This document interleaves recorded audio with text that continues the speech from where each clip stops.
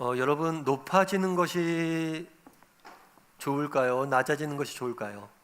높아지는 것과 낮아지는 것, 무엇이 더 좋습니까? 우리 옆 사람에게 한번 물어볼까요? 당신은 높아지는 것을 좋아합니까? 낮아지는 것을 좋아합니까? 한번 여쭤보죠.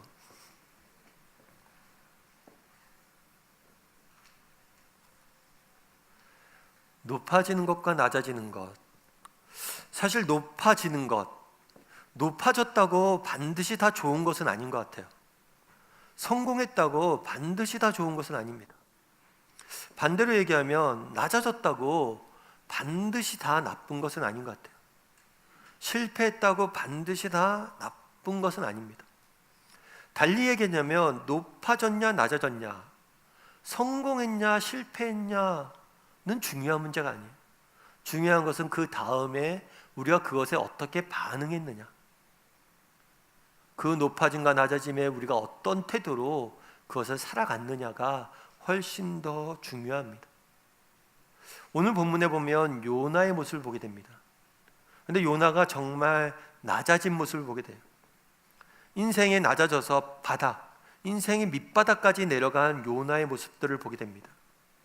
하지만 인생이 밑바닥에 내려간 요나가 정말 밑바닥이 아니면 결코 맛볼 수 없는 하나님이 주시는 또 은혜를 맛보는 모습들을 보게 됩니다. 어쩌면 요나에게 있어서 그 밑바닥은 하나님께서 그를 다듬으시는 은혜의 현장이었죠. 저는 오늘 이 인생의 밑바닥에 내려가 있는 요나에 대해서 좀 살펴보길 원합니다. 그래서 우리가 이 땅을 살다 보면 때론 높아질 때도 있고 낮아질 때도 있는데, 이런 것들을 어떻게 우리가 바라보고 살아갈지에 대해서 여러분과 몇 가지 이야기를 나눠봤으면 좋겠습니다. 첫 번째로 살펴보길 원하는 것은 큰 물고기를 예비하사라는 표현이에요. 우리 17절 말씀을 같이 한번 살펴봤으면 좋겠습니다. 다시 한번 17절 말씀을 읽어보도록 하겠습니다. 같이 읽겠습니다. 여호와께서 이미 큰 물고기를 예비하사 요나를 삼키게 하셨으므로 요나가 밤낮 3일을 물고기 뱃속에 있으니라.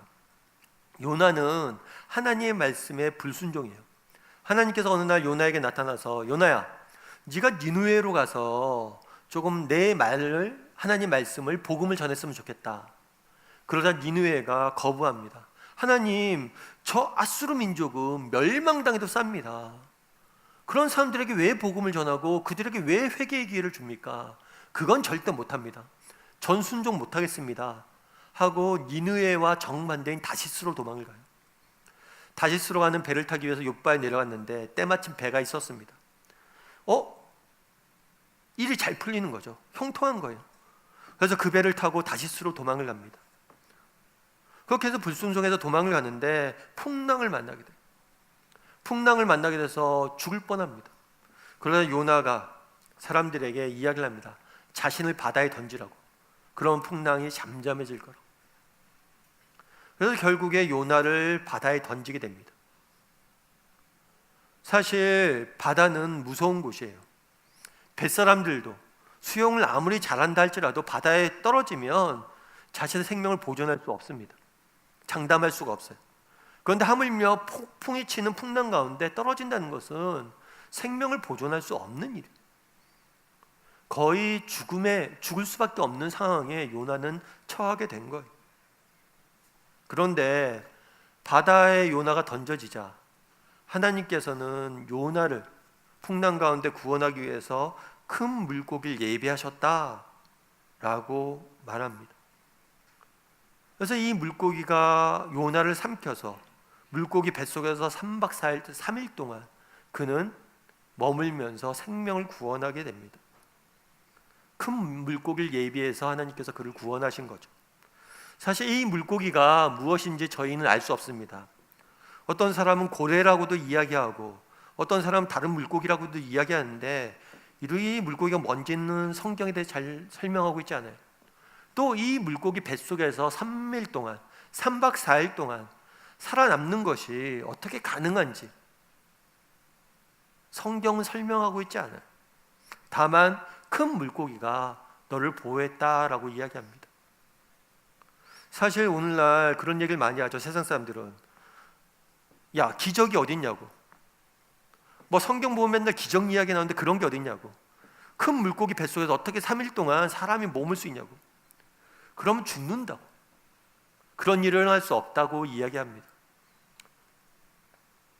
물론 어떤 면에서 맞는 얘기일 수 있죠. 그런데 예를 들면 이런 겁니다. 예를 들어서 오늘 종이가 있습니다. 제가 종이를 하나 들고 있죠. 이 종이를 놓으면 어떻게 됩니까? 종이가 땅에 떨어지죠. 왜 떨어질까요? 중력의 법칙 때문에 그렇습니다. 중력의 법칙 때문에 종이는 떨어져요. 그런데 제가 종이를 잡고 있으면 종이가 떨어집니까? 안 떨어집니까? 종이는 떨어지지 않아요. 왜냐하면 제가 잡고 있기 때문입니다. 사과나무에 사과가 있다고 생각해 보십시오. 중력의 법칙에 의하면 사과는 땅에 떨어져야 됩니다. 시간이 지나면 사과가 무거워지면 땅에 떨어져야 돼요. 그런데 누군가 사다리를 타고 올라가서 사과를 땄다고 가정해 보십시오. 불가능한 일일까요? 중력의 법칙을 어겼기 때문에 이게 불가능한 일일까요? 아니에요. 그렇다고 중력의 법칙이 없어진 걸까요? 아니에요. 기적이란 무엇이냐? 기적이란 자연 법칙을 초월한 초자연적인 존재가, 인격적인 존재가 개입한 게 기적이에요. 모든 사과나무는 사과에서 사과가 다 떨어지지 않습니다. 중력의 법칙에 의하면 모든 사과는 떨어져야 땅이에요. 그런데 대부분의 사과는 새들과 사람의 손에 의해서 따집니다. 왜냐하면 인격적 존재가 개입을 했기 때문에 중력의 법칙과 무관한 현상들이 일어난 거예요. 기적 역시 마찬가지예요. 어떻게 그런 일이 가능합니까? 가능한 이유는 초인격적인 존재가 개입했기 때문이에요. 기적이 일어날 수 없다는 전제의 근거에는 하나님이 안 계시다는 전제가 있어야 돼요. 만약 이 세상 모든 만물을 창조하신 하나님이 계시다면 기적이 못 일어날 이유는 없습니다. 다르게 이야기하면 과학이란 게 그래요. 과학의 법칙이라는 것은 이상적인 상황, 이상적인 조건에서 일어나는 일이에요. 아무런 외적인 개입이 없을 때만 일어나는 것이 과학의 법칙이에요. 누군가 인격 존재가 개입을 하면 과학의 법칙은 이루어지지 않습니다. 그래서 하버드 대학교의 진화 생물학자인 스티븐 제이 굴든은 이렇게 이야기해요. 과학은 신의 자연 개입 가능성의 문제에 대해서 어떤 판정도 내릴 수 없다. 과학은 신을 긍정하지도 부정하지도 않는다. 우리는 과학자로서 이 문제에 대해서 왈가불가할 수 없다. 어떻게 기적을 믿냐라고 이야기하지만 정말 인격적인 존재가 개입한다면 수많은 기적들은 일어나고 있는 거예요. 그날의 요나의 이야기를 왜 적어놨냐는 거예요. 요나가 뱃속에서 보호했던 물고기를 예비하셨다는 사례를 왜 적어놨냐는 거예요. 그날의 요나를 위해서 이렇게 하나님께서 일하셨던 그분이, 정말 우리의 삶 가운데 들어오셔서 개입하셔서 일하셨던 그분이 오늘도 여전히 우리의 삶 가운데 들어오셔서 일하고 계심을 보여주기 위함입니다. 오늘도 하나님께서는 그날의 요나를 보호하셨던 것처럼 우리 삶 가운데 개입하셔서 우리의 삶 가운데 일하시고 우리를 보호하시고 지키시고 계시는 거예요. 특별히 오늘 본문에 보면 재밌는 게 있어요. 뭐냐면 요나가 풍랑 속에 풍덩 빠졌어요. 그럼 우리가 생각하는 만화 영화 같은 데서는 물고기가 휙 나타납니다. 그리고 요나를 태워서 안전한 폭으로 데려가죠. 그래서 그를 구해줍니다. 그런데 그러지가 않아요.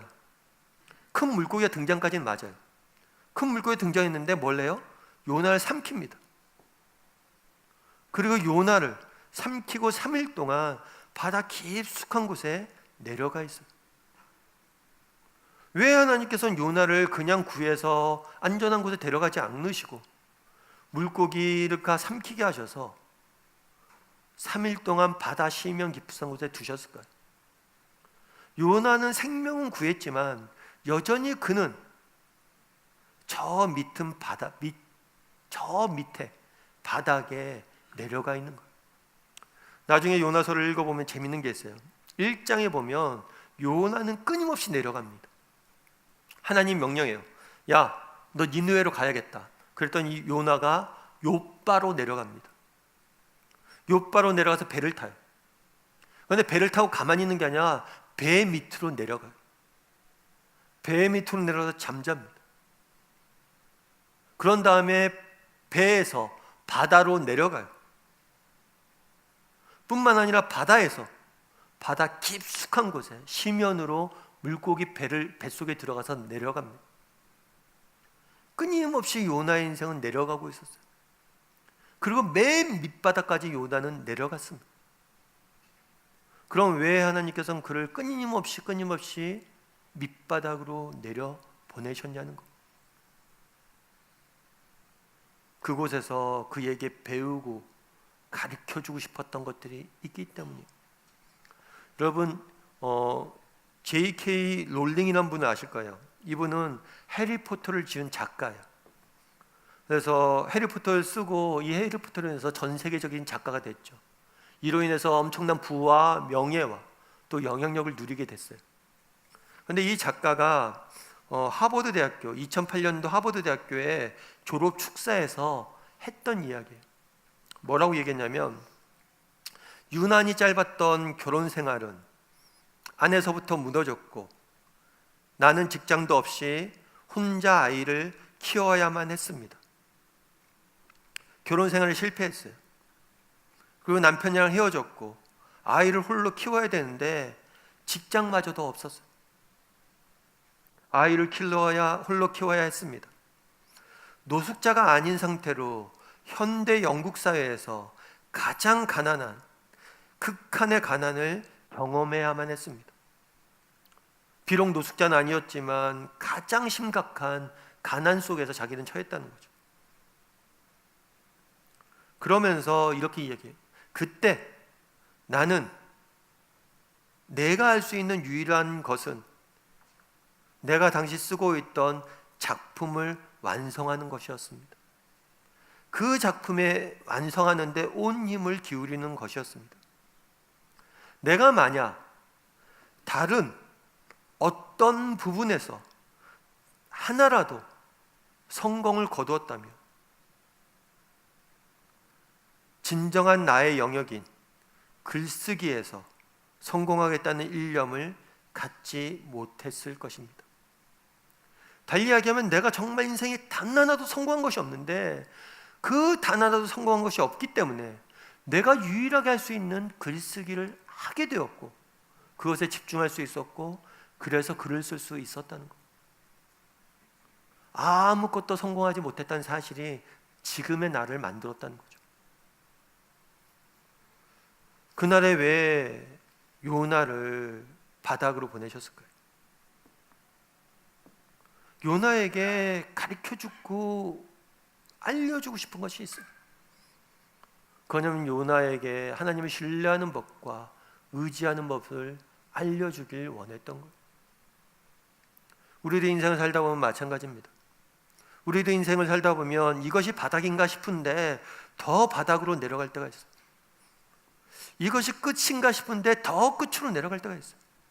이만하면 됐지라고 생각되어지는데 더 바닥으로 내려갈 때가 있어요. 그럴 때라도 기억할 것이 있습니다. 그것은 무엇입니까? 그날의 요나를 물고기 뱃속에서 지키셨던 것처럼 하나님께서 내 삶 가운데 여전히 개입하고 계시고 나를 지키시고 나를 보호하시고 나를 붙들고 계시다는 사실이에요. 그리고 나를 지금도 빚고 계시다는 사실이에요. 정말 그 바닥에 가지 못했다면 결코 맛볼 수 없는 은혜를 맛보게 하시고 나를 빚으시고 나를 새롭게 만드시고 계시다는 거예요. 바라기는 우리 다음의 식구들이 정말 우리 인생의 어려움과 환난과 정말 끊임없는 바닥 가운데서도 하나님께서 늘 나를 지키시고 정말 나를 빚으시고 내 삶에 개입해서 일하신다는 사실을 믿고 의지하고 살아갈 줄 아는 저와 여러분이 되기를 주님의 이름으로 소원합니다. 두 번째로 살펴보길 원하는 것은 여호와께 부르짖어라는 표현이에요. 우리 13절 말씀 같이 한번 읽어봤으면 좋겠습니다. 13절 말씀 같이 읽겠습니다. 그러나 그 사람들이 힘써 노를 저어 배를 육지로 돌리고자 하다가 바다가 그들 향하여 점점 더 흉흉함으로 능히 못한지라. 요나는 풍랑이 막 일자 선원들의 그런 얘기를 합니다. 뱃사람들에게 나를 바다에 던지라. 그러면 너희가 살 거다 얘기를 해요. 문제는 내 문제다. 내가 잘못한 거다. 그러니까 내가 불순종해서 하나님이 풍랑을 일으킨 거니까 나를 바다에 던져. 그럼 너희는 살 거야. 이야기를 합니다. 그런데 요나가 자기를 바다에 던지라고 이야기하자 이 뱃사람들은 뭘 하냐면 요나를 던지지 않아요. 그리고 오히려 배를 저어서 요나를 살리기 위해서, 요나와 함께 살기 위해서 노력하는 모습들을 보게 됩니다. 요나는 자기를 함부로 죽이라고 이야기했지만 이들은 생명에 대한 존중감을 보여주는 거예요. 어떤 면에서는 요나보다 더 성숙한 거죠.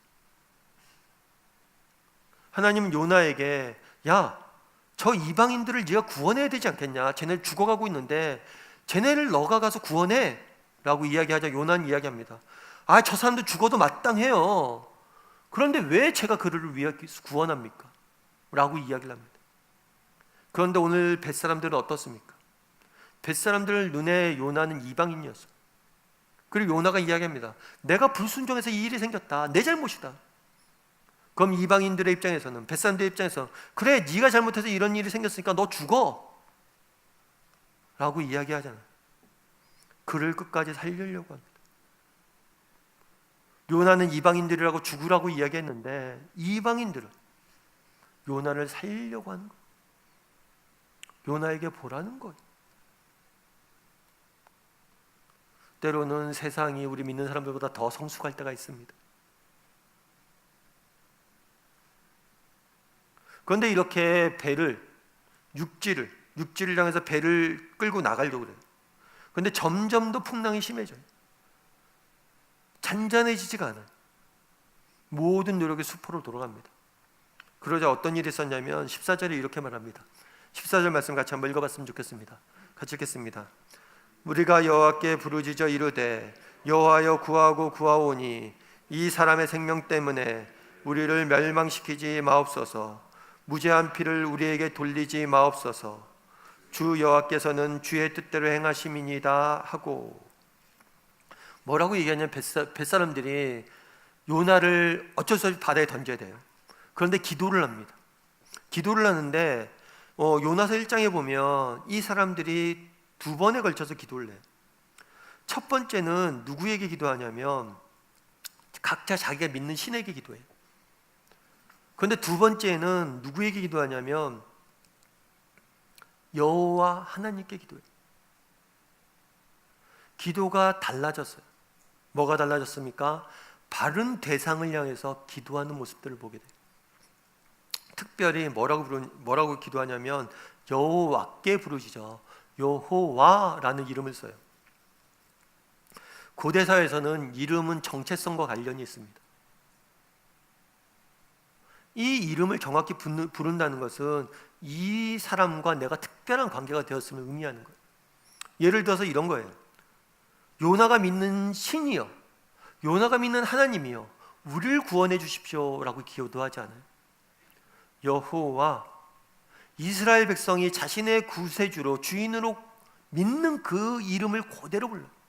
달리 이야기하면 나 역시 당신들 믿는다는 믿음의 고백이.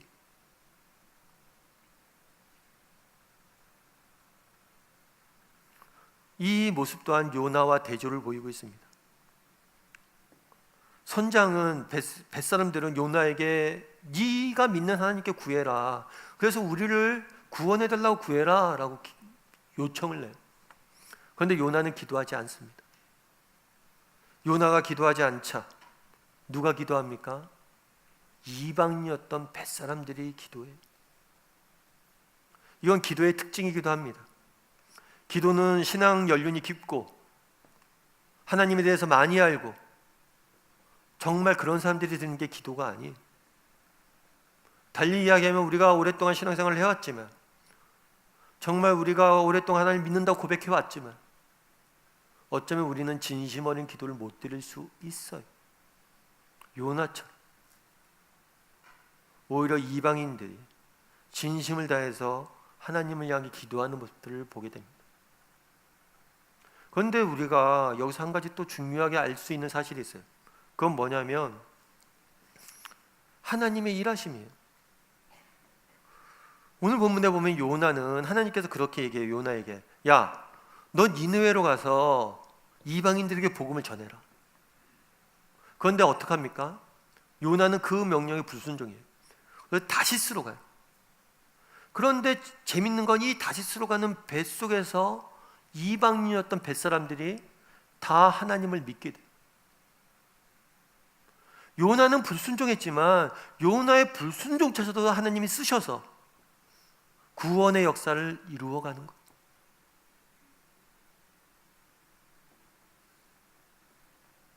하나님의 놀라운 섭리죠. 우리의 불순종마저도 하나님은 일하시는 거예요. 그렇다면 만약 요나가 순종했다면 어떤 일이 일어날까? 네가 불순종해도 내가 내 일들을 이렇게 행하는데 보라는 거예요. 네가 순종한다면 얼마나 놀라운 일들이 있겠냐는 거예요. 니느웨, 아수르, 그 흉악한 민족이 와서 하나님의 복음을 전한다는 게 쉽겠습니까? 어려운 일이죠. 두려울 수 있는 일입니다. 하지만 날 보라는 거예요. 네가 불순종하고 안 간다 할지라도 그것들을 통해서 내가 일하시는데 네가 순종하면 그들이 변화되지 않겠냐는. 오늘 본문에서 우리는 요나의 불순종마저도 사용해서 하나님의 계획을 이루어가시는 하나님의 모습들을 보게 됩니다. 다르게 표현하면 정말 우리의 부족함과 우리의 연약함과 불순종마저도 일하시는 그분께서 정말 우리가 진심으로 하나님께 기도하고 순종하고 나간다면 얼마나 놀라운 일들을 이루시겠습니까? 예전에 노블이라는 영화가 상영된 적이 있어요. 이 노블이라는 영화는 크리스티나 노블이라는 실존 인물의 삶을 영화한 거예요. 이 인물은 금세기 가장 존경받는 20인의 여성 중에 한 명으로 선정되기도 했어요. 그만큼 많은 사람들의 존경과 사랑을 받았던 사람. 그런데 이분은 어떤 분이냐면 원래 아일랜드 빈민가 출신이에요. 아주 가난한 지역에서 태어났어요. 아버지는 알코올 중독자의 폭군이었어요. 맨날 집안에 와서 가족들을 때리고 알코올에 취해 있고 어머님이나 가족들이 모아놓은 돈을 가지고 나가서 노름하고 술 먹는데 다 탕진한 사람이에요. 부득이하게 이런 가정에 태어났기 때문에 어려서부터 생업의 현장에 뛰어들어야만 했습니다. 그런데 안타깝게도 어머님이 일찍 돌아가셨어요. 이런 집안은 어머님을 중심으로 해서 모여있기 때문에 어머님이 돌아가시면 가족들이 뿔뿔이 흩어질 수밖에 없어요. 이 노블도 그랬어요. 다 가족들이 뿔뿔이 흩어졌고 노블은 수녀원에 보내졌어요. 수녀원에서 어린 시절을 보냅니다. 성인이 돼서는 수녀원을 나와요. 나와서 영국에 가서 돈을 법니다. 그리고 결혼을 해요. 그런데 결혼은 했지만 결혼 생활에 실패를 해요. 그렇게 우울한 날들을 보내고 있는데 한 번은 베트남 전쟁에 있는 참상을 보게 됩니다. 베트남 전쟁에 대한 이야기, 전쟁이 일어났던 소식을 듣고 베트남 전쟁에 일어났던 그 사진들을 보게 됩니다. 그러면서 그 전쟁 사진 안에 있는 아이들을 보고 연민의 정을 느낍니다. 특별히 불우한 어린 시절을 보냈기 때문에 자기와 똑같다는 생각이 들어요. 그 사진이 눈에서 떠나지 않는 거예요. 그래서 결국엔 베트남으로 갑니다. 가서 그곳에서 베트남 어린 아이들을 돌보면서 남은 생을 보내게 돼요. 그래서 그곳에서 크리스티나 노블 어린이 재단도 만들고 그곳에서 많은 어린이들 돌봅니다. 나중에 글을 써요. 이런 이야기를 합니다. 알코올 중독자였다, 폭군이었던 아버지, 나를 이용만 하려고 했던 남편, 그리고 이런 험한 인생을 내게 허락하신 하나님, 아버지와 남편과 하나님에 대한 내 안의 원망이 가득 찼었다는 것. 그날 내가 정말 이 원망 가운데 살 것인가? 아니면 하나님을 신뢰하기로 살 것인가? 자기는 원망 대신 하나님을 신뢰하기로 결단했고 선택했고, 그래서 자기는 전혀 다른 삶을 살 수 있었다라고 이야기를 합니다. 그날의 요나에게 보여줍니다. 요나야, 네가 이렇게 불순종하고 그래도 내가 널 통해서 일하지 않냐? 정말 네가 내게 순종하고 정말 날 붙잡고 살아간다면 어떤 놀라운 일들이 있겠는가? 바라기는 우리 다음의 식구들도 정말 어떤 형편에 있든지 하나님을 신뢰하고 순종하기로 결단했으면 좋겠습니다. 하나님을 신뢰하고 순종의 발걸음을 내딛는다면 하나님께서 우리의 삶을 통해서 놀라운 일들을 이루어 가실 겁니다. 그런 믿음을 가지고 살아갈 줄 아는 우리 다음의 식구들이 되기를 주님의 이름으로 소원합니다. 세 번째로 살펴보길 원하는 것, 곧 그친 이야예요. 우리 15절과 16절 말씀 같이 한번 읽어봤으면 좋겠습니다. 같이 읽겠습니다. 요나를 들어 바다에 던짐에 바다가 뛰노는 것이 곧 그친지라. 그 사람들이 여호와를 크게 두려워하여 여호와께 제물을 드리고 서원을 하였더라. 요나를 바다에 던지자 풍랑이 잠잠해집니다. 선원들이 직면한 현실적인 문제가 해결된 거죠.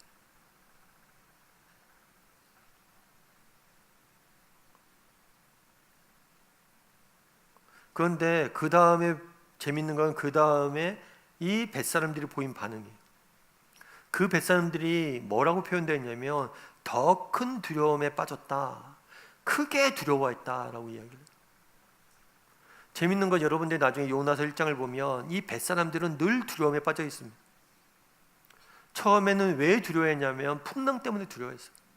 눈앞에 있는 현실의 문제 때문에 두려워했어요. 그 다음에 또 두려움에 빠집니다. 왜 두려움에 빠졌냐면 요나가 얘기해요. 왜 이 풍랑이 생겼냐면 내가 하나님께서 불순종해서 하나님이 일으킨 거예요. 이 풍랑의 뒤에 계신 분이 하나님이라는 사실을 알고 그 하나님을 두려워해요. 그런데 이제는 뭘 진짜 두려워하냐면 이 풍랑이 잠잠해졌어요. 현실적인 문제들이 다 해결됐어요. 그럼에도 불구하고 이 모든 문제를 해결하신 그 하나님으로 인해서 더 큰 두려움에 빠졌다라고 표현되어 있습니다. 이것은 굉장히 요나와 대조되는 모습이에요. 요나는 하나님을 두려워하기보다는 하나님 앞에 불순종하고 하나님 앞에 도망가려고 합니다. 그런데 이들은 하나님을 끊임없이 두려워해요. 뿐만 아니라 이들이 구할 때 뭘 구하냐면 하나님의 자비를 구해요. 하나님 우리를 도와주십시오. 돌봐주십시오. 이 자비, 하나님의 자비는 기도의 원천이에요. 우리가 하나님 앞에 기도할 수 있는 이유는 무엇입니까? 요나는 그랬을지 몰라요. 나는 구원받을 자격이 있고, 나는 하나님 앞에 사랑받을 자격이 있고, 나는 하나님 앞에 뭔가 자격이 있다라고 생각했을지 몰라요. 하지만 이방인들이었던 이 뱃사람들은 자신의 자격이 없음을 알아요. 그래서 뭘 구합니까? 자비를 구해요. 하나님 도와주세요. 우리는 부족합니다. 저희는 이방인이고 하나님 앞에 기도할 자격도 없지만 기도하오니 우리를 불쌍히 여기달라. 그러자 하나님께서 그들에게 응답하세요. 기도의 원천은 자비입니다. 때로는 우리가 하나님 앞에 기도할 만한 자격이 없다는 줄, 정말 때로는 정말 내가 내 인생을 다 망쳤다 할지라도 그래도 여전히 우리에게 소망이 있는 이유는 뭐냐면 우리 하나님은 우리를 여전히 사랑하시고 우리에게 자비를 베푸시는 분이란 거. 그날의 요나에게 알려주고 싶었던 거. 하나님이 누구냐는 거. 자비로운 분이란 거. 그런데 이 뱃사람들이 기도한 다음에 문제가 해결된 다음에 그들은 어땠다고 이야기합니까? 두려움에 빠졌고 하나님 앞에 제물을 드리고 감사했다라고 이야기합니다. 두려움과 감사가 그들에게 넘쳤다라고 이야기합니다. 사실 우리는 어떨까요? 우리에게도 하나님에 대한 두려움과 감사가 있습니까? 정말 우리가 하나님을 믿는 백성이라면 하나님께 기도할 때 이런 두려움과 감사가 있어야 됩니다. 정말 우리는 이런 두려움과 감사가 있을 때 우리는 결코 넘어지거나 실패하지 않아요. 정말 기도의 응답이 되었습니까? 정말 이 벳사람들처럼 정말 하나님께 우리의 기도에 응답했습니까? 그럼 우리는 더 큰 두려움에 빠져야 됩니다. 더 하나님을 섬기고 더 하나님 앞에 불불 떨면서 교만하지 않고 정말 살아가야 돼요. 때로 하나님께서 우리의 기도에 응답하지 않았습니까? 그렇다면 우리는 더 큰 소망을 가져야 돼요. 하나님께서 왜 기도에 응답하지 않았을까? 더 큰 것을 주시기 위해서겠구나. 정말 믿음이 있는지는 언제 알 수 있습니까? 기도한 다음에 알 수 있어요. 기도 응답이 이루어진 다음에 알 수 있어요. 정말 우리가 믿음이 있는 사람들이라면 기도한 후에 두려움과 감사가 우리 삶 가운데 있어야 됩니다. 이 두려움이란 경외감이겠죠. 하나님을 정말 두려워하고 그분에 감사하는 마음이 우리에게 있어야 된다는 것.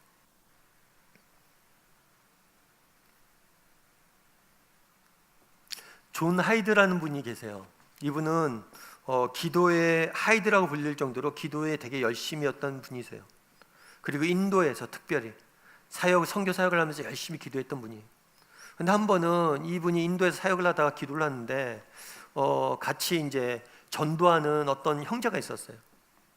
같이 복음을 전하는 그 형제가 있었는데 그 형제를 위해서 기도하는데 그렇게 기도하게 됐대요. 주님 아시죠? 이 형제의 심령이 얼마나 차가운 사람인지. 하지만 이 형제 불쌍히 여기서 좀 써주세요. 그런데 이런 기도를 드리는데 마음에 하나님께서 찔리는 걸 주셨대. 왜 너는 저 사람을 판단하느냐? 왜 너는 저 사람에 대해서 판단하고 정죄하느냐? 내가 그를 세운 데는 이유가 있다는 거야. 정말 판단하고 정죄하는 건 세상 사람들 다 하는 거다. 정말 네가 믿는 사람이라면, 하나님에 대한 믿음이 있다면 판단과 정죄가 아니라 감사해야 되지 않겠냐, 이런 마음을 주셨대. 그래서 정말 그 사람을 위해서 감사함으로 기도했다고 그러죠. 오늘 본문에 보면 선원들, 벳사람들이 기도하는 모습을 봅니다. 정말 그들은 기도할 때 하나님의 자비를 구합니다. 그들은 기도할 때 하나님을 정말 두려워하는 마음으로 구합니다. 그리고 그들은 기도할 때 감사함으로 구합니다. 정말 우리도 정말 기도할 수 있었으면 좋겠습니다. 정말 감사함으로 기대감을 갖고 구할 수 있었으면 좋겠습니다. 우리 자녀들 위해서 기도할 때도 정말 눈앞에 당장의 현실이 아니라 우리 자녀를 통해서 일하실 하나님을 바라보고 정말 공동체를 위해서도 나라를 위해서도 당장의 눈앞의 현실이 아니라 우리를 통해서 일하시는 그 하나님을 두려워하고 늘 감사하는 마음, 기대감을 가지고 구할 줄 아는 저와 여러분이 되길 소원합니다. 그래서 반드시 하나님께서 우리의 기도를 들으시고 일하실 줄 믿습니다.